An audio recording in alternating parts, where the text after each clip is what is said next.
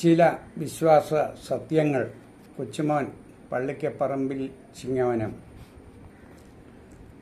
ദൈവരാജ്യം. നമ്മുടെ ഇന്നത്തെ പഠന വിഷയം ദൈവരാജ്യം എന്നതിനെക്കുറിച്ച് ആണ്. ദൈവരാജ്യം വരുന്നത് കാണും വരെ ഈ നിൽക്കുന്നവരിൽ ചിലർ മരിക്കുകയില്ല. മർക്കോസ് 9:1. ഈ വാക്യത്തിൽ സൂചിപ്പിച്ചിരിക്കുന്ന ദൈവരാജ്യം ഉണ്ടായി കാണുന്നതുവരെയും തൻ്റെ ശിഷ്യന്മാരിൽ ചിലർ മരിക്കുന്നില്ലെന്നുള്ള അർത്ഥത്തിൽ പറഞ്ഞിരിക്കുന്ന സംഭവം എന്നായിരുന്നു നിറവേറിയത്. ഭാവിയിൽ വരാനിരിക്കുന്ന ഒരു സംഭവത്തെ ആണ് ഇവിടെ ചൂണ്ടിക്കാണിക്കുന്നത് എന്നതിന് രണ്ട് പക്ഷം ഇല്ല. അത് വളരെ വിദൂരവുമല്ല, എന്നാൽ വളരെ സമീപസ്ഥവുമല്ലെന്നുള്ള ബോധമാണ് ഈ വാക്യം നമ്മെ അങ്കുരിപ്പിക്കുന്നത്.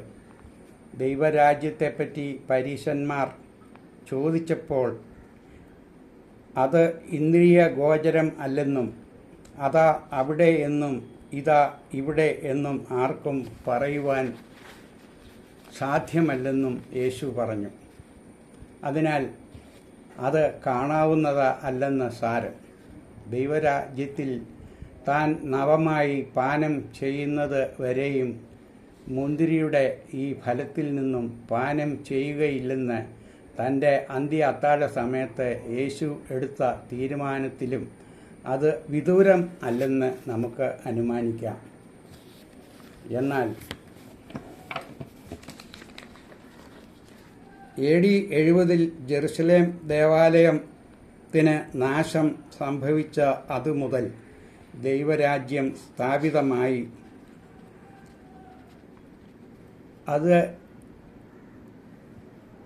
അതിനാൽ അതുവരെയും തൻ്റെ ശിഷ്യന്മാരിൽ ചിലരെങ്കിലും ജീവിച്ചിരിക്കും എന്നുള്ള അർത്ഥമാണ് യേശു വെളിപ്പെടുത്തിയത്.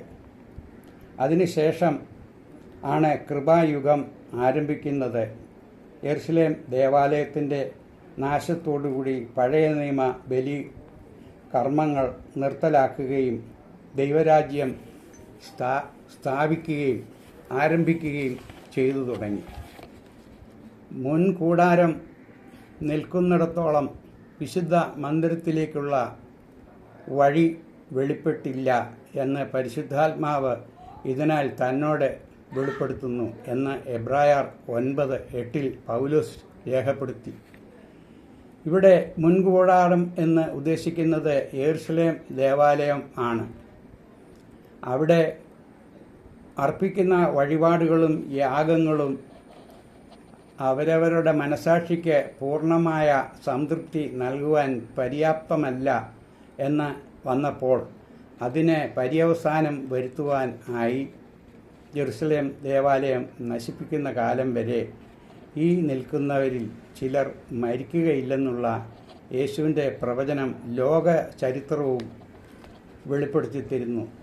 AD 70 ജെറുസലേം ദേവാലയം ആക്രമിക്കപ്പെട്ട് അതിന് നാശം വരുത്തി. അതുപോലെ പഴയ നിയമ ബലിയുടെ അവസാനവും പിന്നീട് തൻ്റെ പുതിയ നിയമ ബലിയുടെ അല്ലെങ്കിൽ രണ്ടാം ഉടമ്പടിയുടെ ആരംഭവും ആയതോടെ ദൈവരാജ്യം സ്ഥാപിതമായി.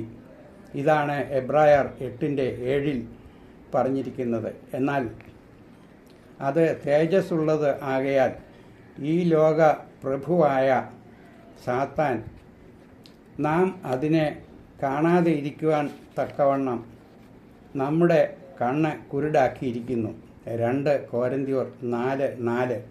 ക്രിസ്തുവിൻ്റെ തേജസ്സുള്ള സുവിശേഷം സ്നേഹമാണ്. അതിൻ്റെ മുഖമുദ്ര തന്നെ നിന്നെപ്പോലെ നിന്റെ അയൽക്കാരനെ സ്നേഹിക്കണം എന്നതാണ്.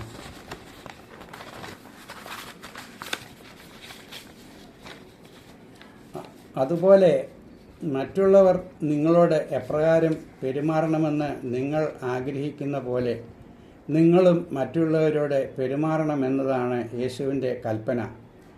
നല്ല ശമറിയാക്കാരൻ്റെ ഉപമയുടെ സാരാംശം പോലും യഹൂദന് ശത്രുവായ ശമറിയാക്കാരനോടുള്ള മറ്റു മതസ്ഥനായ അവനോടുള്ള കരുണ ജാതി നോക്കാതെ ആപത്തിൽ സഹായിക്കണം എന്നതാണ് ആ ഉപമയുടെ സാരം. അല്ലാതെ അവൻ എന്നോട് ചെയ്തതുപോലെ ഞാൻ അവനോട് ചെയ്യും എന്ന്, ഞാൻ അവന് അവൻ്റെ പ്രവൃത്തിക്ക് പകരം കൊടുക്കുമെന്നും പറയരുതെന്ന് സദൃശ്യവാക്യങ്ങൾ 24:29 പറയുന്ന പ്രകാരം നാം പ്രവർത്തിക്കരുത്. നിന്റെ ശത്രുവിനെ വിശക്കുന്നു എങ്കിൽ അവന് ഭക്ഷിപ്പാനും അവന് ദാഹിക്കുന്നു എങ്കിൽ അവന് കുടിപ്പാനും കൊടുക്കണമെന്ന് റോമർ 12:20. ഇപ്രകാരം ഉള്ള സ്നേഹമാണ് യേശു സ്ഥാപിച്ച ദൈവരാജ്യവും. അതിൻ്റെ മുഖമുദ്ര തന്നെ സ്നേഹമാണ്. അതിനാൽ മറ്റ് മതസ്ഥരെ പുച്ഛിക്കുകയോ വിമർശിക്കുകയോ പരിഹസിക്കുകയോ ചെയ്യാതെയുള്ള സമാധാന ജീവിതമാണ് ദൈവരാജ്യം. നാം ചികിത്സയിൽ ആയുർവേദവും ഹോമിയോപ്പതിയും അലോപ്പതിയും സ്വീകരിക്കുന്ന പ്രകാരം അവരവരുടെ സ്വാതന്ത്ര്യം പോലെ മറ്റ് മതസ്ഥരുടെ വിശ്വാസത്തെ വിധിക്കരുത്. തൻ്റെ ശിഷ്യന്മാർ ഗുരു നിന്റെ നാമത്തിലല്ലാതെയും ചിലർ രോഗശാന്തിയും അത്ഭുതങ്ങളും പ്രവർത്തിക്കുന്നു എന്ന വിവരം യേശുവിനെ ധരിപ്പിച്ചപ്പോൾ നമുക്ക് വിരോധിയല്ലാത്തവൻ നമുക്ക് ശത്രുവല്ലെന്നുള്ള യേശുവിൻ്റെ മറുപടിയും താൻ എല്ലാവരെയും സ്നേഹിക്കുന്ന ഒരു ദൈവരാജ്യമാണ് സ്ഥാപിച്ചത് എന്ന് സാരം. ഇവിടെ വർണ്ണ വ്യത്യാസമോ ജാതി വ്യത്യാസമോ ഇല്ലാത്ത തത്വസംഹിതയാണ് ദൈവരാജ്യം. ഈ തത്വസംഹിത ഗ്രഹിച്ച നാരായണ ഗുരുസ്വാമിയും മതം ഏതായാലും മനുഷ്യൻ നന്നായാൽ മതി എന്ന് തൻ്റെ പ്രഭാഷണത്തിലും ഉൾപ്പെടുത്തി. അതിനാൽ നാം അമ്പലത്തിൽ പോകണമെന്നല്ല, മറ്റ് മതസ്ഥരെയും ബഹുമാനിക്കുമ്പോൾ ദൈവരാജ്യം നിങ്ങളുടെ ഇടയിൽ വന്നു തുടങ്ങും. സ്നേഹം ദീർഘമായി ക്ഷമിക്കുകയും ദയ കാണിക്കുകയും ചെയ്യുന്നു. സ്നേഹം അസൂയപ്പെടുന്നില്ല, സ്നേഹം നിഗളിക്കുന്നില്ല. നാം വിശ്വാസികളായി മറുഭാഷ ലഭിച്ചവരായാൽ പോലും സ്നേഹമില്ലെങ്കിൽ എനിക്ക് ഒരു പ്രയോജനവും ഇല്ലെന്ന് 1 കൊരിന്ത്യർ 12 വെളിപ്പെടുത്തിയിരിക്കുന്നു.